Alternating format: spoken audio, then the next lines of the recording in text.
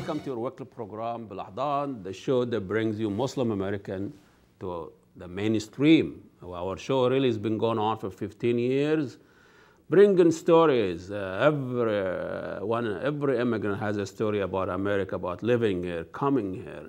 And a lot of questions been asked why Muslims are not joining the mainstream. They are. We have, yesterday, we have Abdi Warsam, the highest Somali ranking won the council election in Ward 6, and then before that we have a Saudi young lady that robbed 5 banks in 3 weeks. That's mainstream, all right, for you.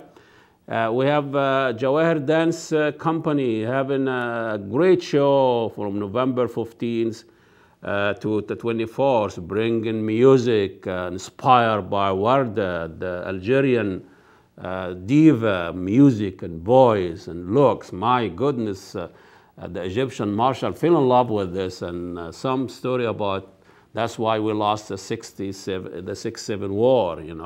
I hope the Sisi doesn't know how to love. But anyway, we'll have here Cassandra, the founder of Jawaahir Dance Company. It's been doing this for so long. I don't want to give her her age, but very, very long. She'll be here with us shortly, but we went to her rehearsal place, and we interview some of the dancer, and we talk to them, and also we watch some of the dancing there. So with Cat Moon, we'll show you that piece, and then we'll come back here with Cassandra Shore. So don't go away. Assalamu alaikum, and God bless you all.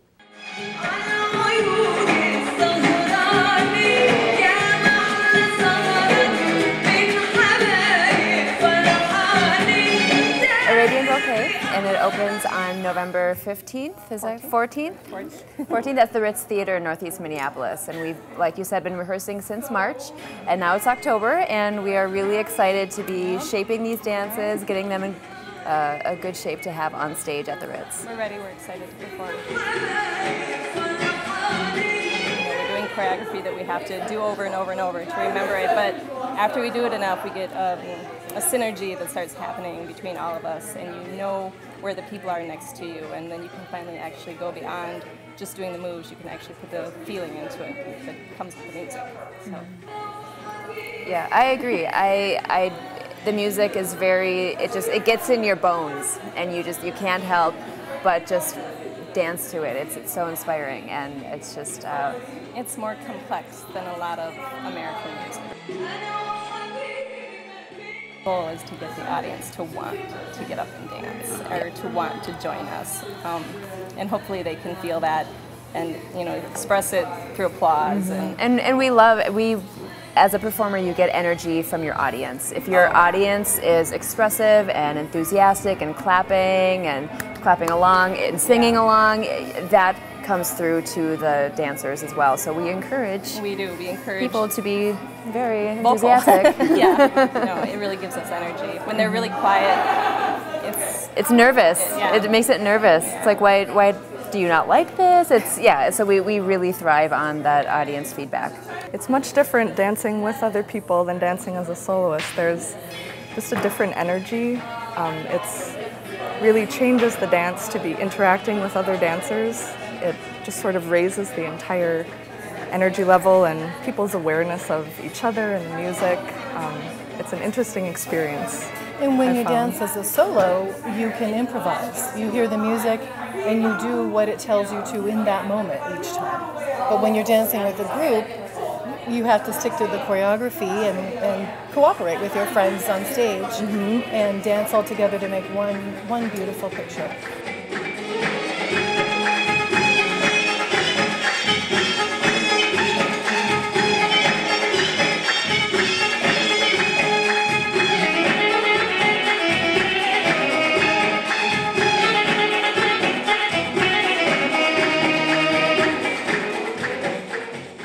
That was, the Arabian Bouquet. This is really the major show here for Cassandra that put up every year, bringing wonderful musicians here at the Twin Cities.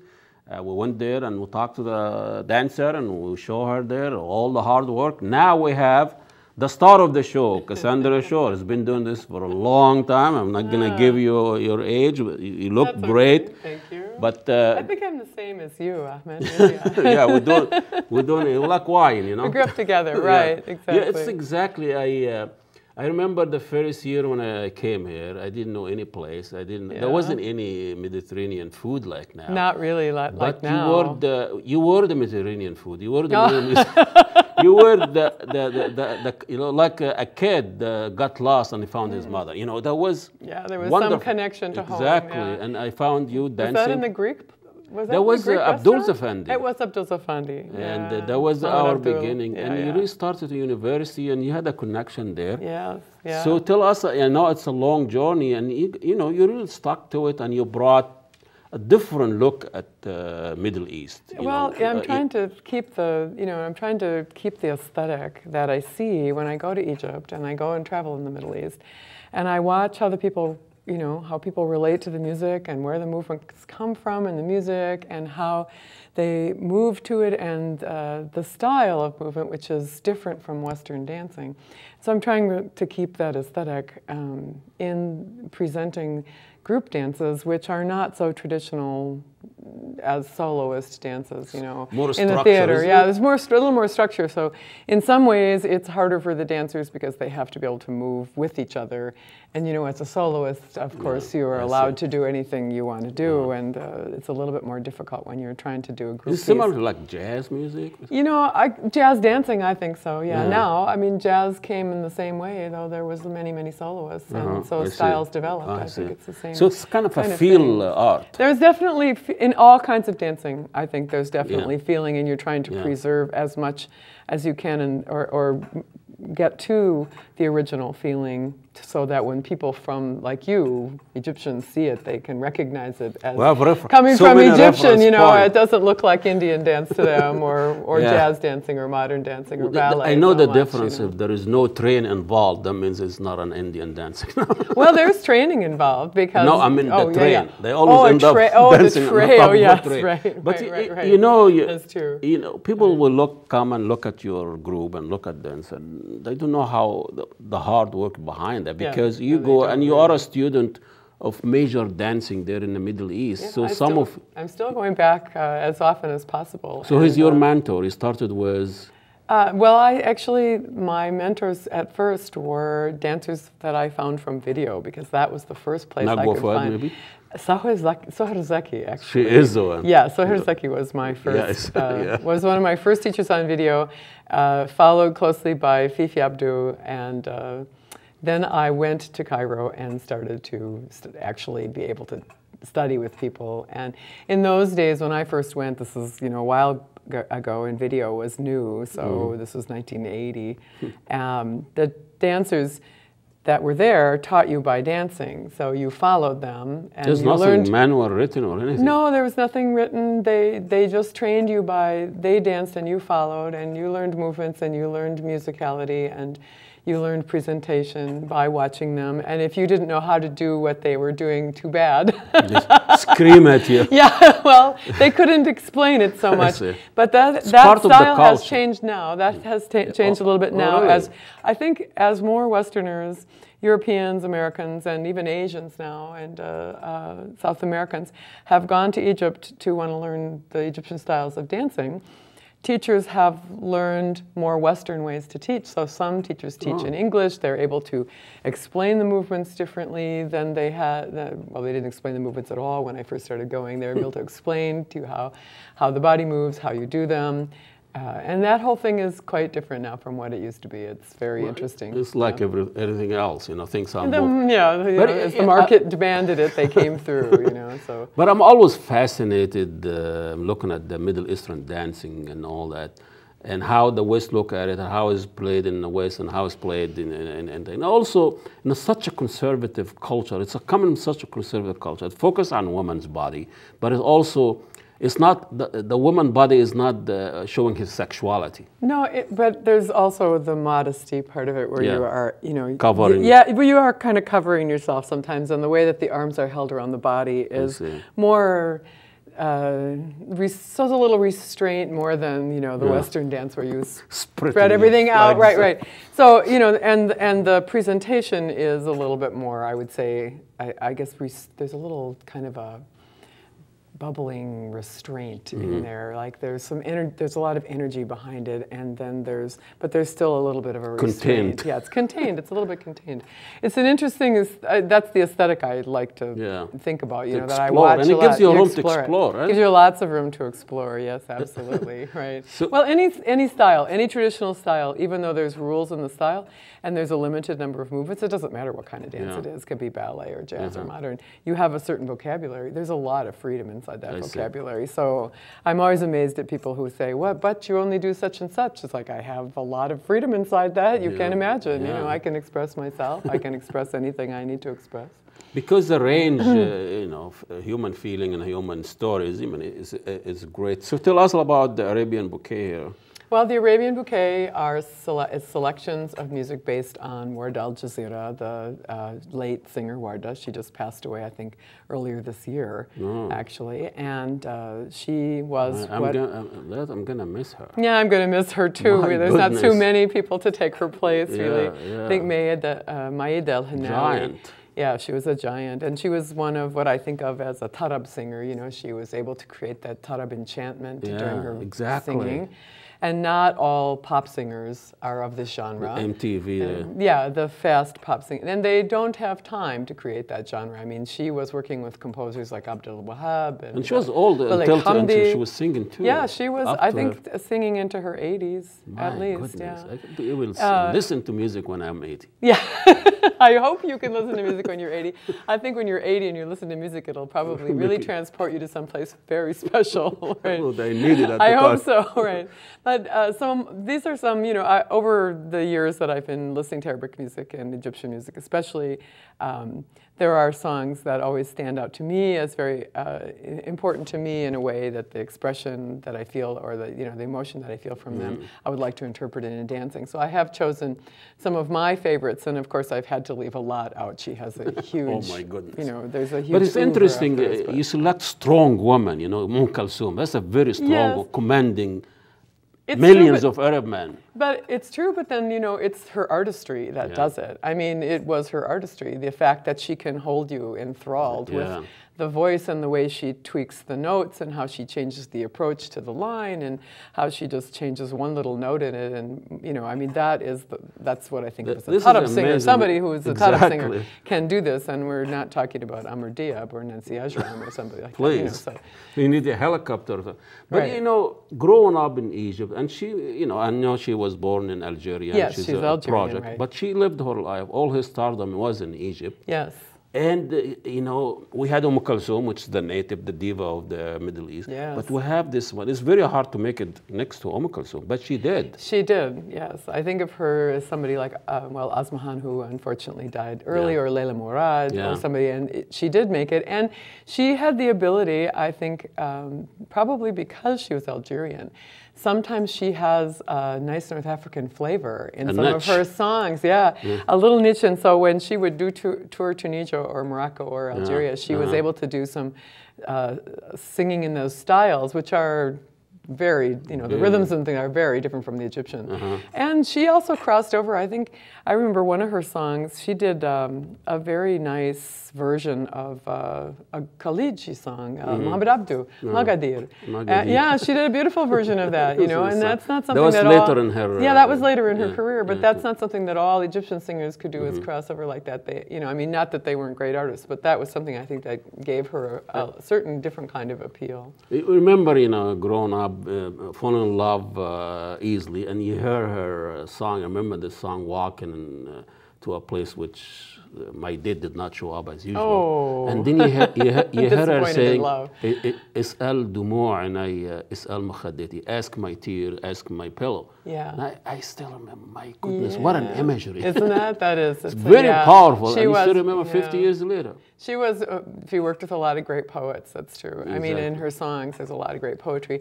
In the songs that I have where I'm using the actual poetry in the lyrics, I have got in the program it printed for for people that don't speak Arabic. Really? Printed in English, you know, translation, so that they will understand what the poetry is. Yeah. Interesting. Also, I think her voice, you know, Kulthum had an incredible voice and really powerful, and her artistry and her vocal mastery was amazing, and it was a very powerful voice, and still, you know, feminine, but sort of almost crossed over into a masculine territory when she sang. You know, I mean, she's so powerful, and I think that Warda, her voice is a little more, in a way it's in a different kind of femininity. There's a little bit more, I don't know, she kind of has this little sexy growl, kind of almost. Once in a while when she sings, it's a different, she has a different presentation, and it's still amazing, and she, you know, it gives her kind of a different kind of vulnerability that makes her music accessible to people, to everybody. You know, I mean,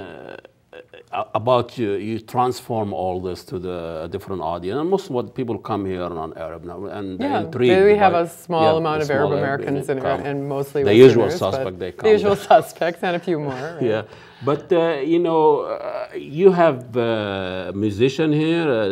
I mean, we have a singer. We have Mayssa. We have 11 musicians in the orchestra, including the singer. Yeah. Well, Georges, the violin player, and we have a keyboard player this year who's new, and I have an amazing new Qanun player, Ali Amar, who's he's about 23.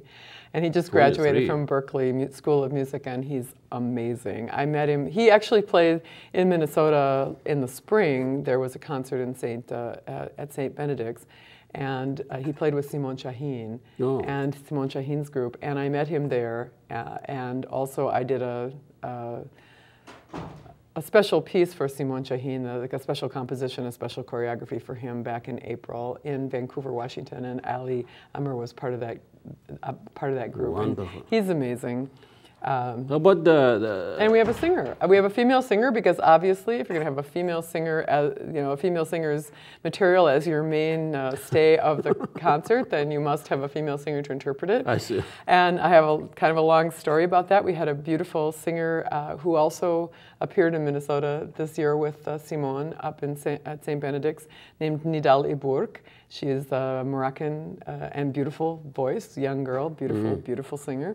And I thought she would be perfect, really, because Warda is also North African, and she can sing this style, and she knows the song. And unfortunately, due to, about 3 weeks ago, unfortunately, due to visa issues, she was unable to come. She's in Morocco, and she's stuck there right now. She's not even local. She's living in Canada. She's living in Canada. See. So unfortunately, due to visa issues, I had to quickly find a new singer, which was pretty Homeland stressful. Homeland security. Well, I think it's also that, and the fact that the government shutdown happened at exactly the wrong time, and it's probably that's too bad. I mean, she may have been. She might have waited a little too long as well. There might be, you know. But Canada, you just across the border. Right, no but I found a beautiful Lebanese singer named Mayssa, Karaa, and she has a vocal range almost exactly of Warda, and she's coming to sing. And I met her. I'd already met her in Vancouver with Simone's group as well. So she's amazing, amazing musician, amazing singer. So I'm really looking forward to working with her as well. That's great. You know, Arabian Bouquet, you talk about start on November 14 and 24th. This is like 3 nights a weekend? It's four nights the first weekend and 5 nights the second weekend, because we have a Wednesday night pay as able. And I don't want to, I want to mention our Egyptian dancer, because you don't know. Goodness, we don't know that. You don't know. I have a male, yes, I have a man. This is after they got rid of the Brotherhood. No, he's living in the U.S. But and actually he's been in the show before, and it's Karim Nagi, and he plays Rick in the show. But he's also this year going to perform Tahtib, the men's stick dance, for us. Oh yes. Because there is part of one of the musical selections, like the musical interludes in Ala Beya Saluni, that is a Saidi style music from southern you have Egypt. to have the ropes and so he everything? has galabaya and tahtib, and he's going to dance in the show as well. He's an amazing guy. Great. Yeah, I mean, you trust an Arab I have to with have a stick. man. Yeah, I have to have a man in the show. You know, for, You're not for the discriminating. energy, right?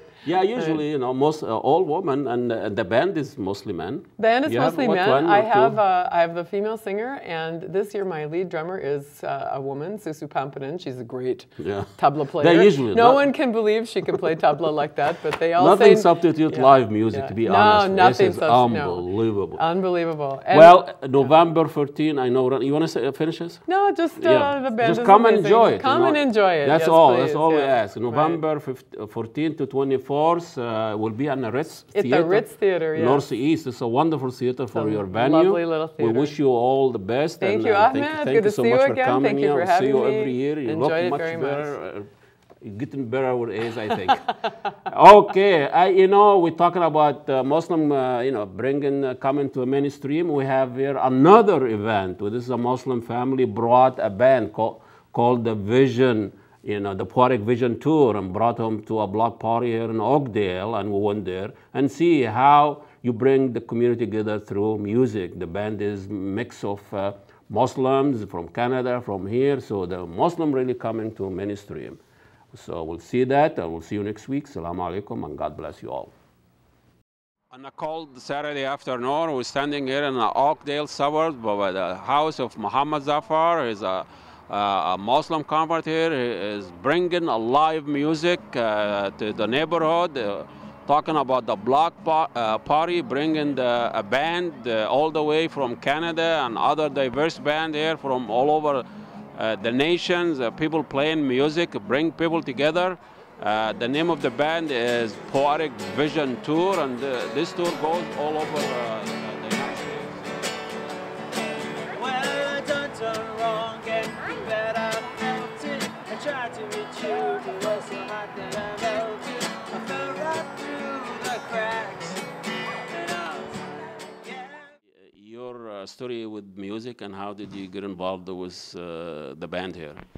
I started playing music when I was about 17, and mostly on street corners, busking on street corners. You know, that's the place to find audiences. If they don't like what you have to say, they'll keep walking, and if they like it, they'll stop. Got more of a folk music background.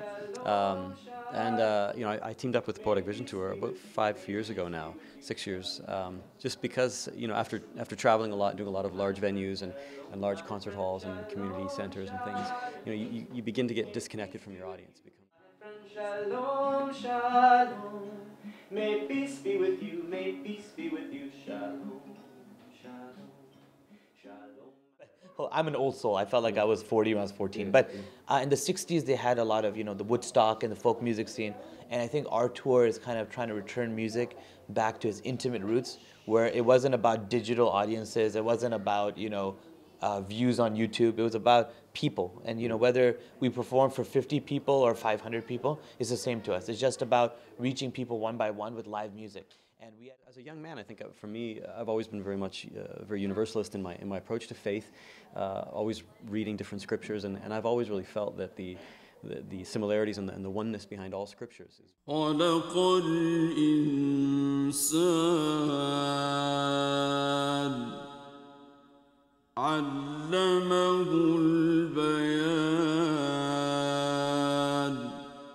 The essence of the Quran in and of itself is one of recitation. The word Quran means that which is to be recited. It's not kitab, which is book.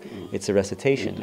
And so when you look at that recitation, and even within it, how it says, you recite this recitation in a beautiful way, that has an effect. It has a sound, and sound waves have a physiological effect on our bodies, on our minds, on our spirit.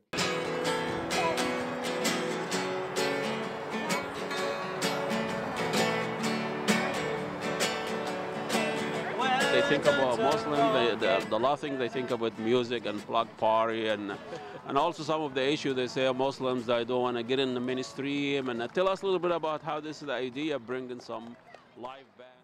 But alhamdulillah, you know, that's how neighbors come together, and that's what Prophet Muhammad, peace be upon him, taught us, you know. And that's something in my earlier life I could never figure out, how to bring neighbors. Should I cook something? Well, I'm not a cook. How to do that, and going out, just meeting the community and bringing people here, things like that is, I think, it did it, as you can see. It'll be the first block party without beer. Some of the neighborhood of Muhammad Zafar think about all this. So with live music, and it's like to have a Muslim bring in live music to your neighborhood. I think it's really cool. And I think that in general, not so much here in the United States, but across the planet, in other locations, the Muslim community has a bad rap, has a very bad reputation. We have an image issue. A very bad image issue. And so I really didn't know like anything about the culture until I met them, and they're really like open and like telling us like what it's like and like how their culture is and stuff. What is it like to have live musician come into your own house playing? I mean, take you away from your iPod and iPhone, and how's it different? I like it. It's better than having headphones because it's like you can share the music with everybody. All right, so when I get older, I will be stronger, just like waving flag. Digging through our pages past, wondering how the truth will last. God's in control is what I found.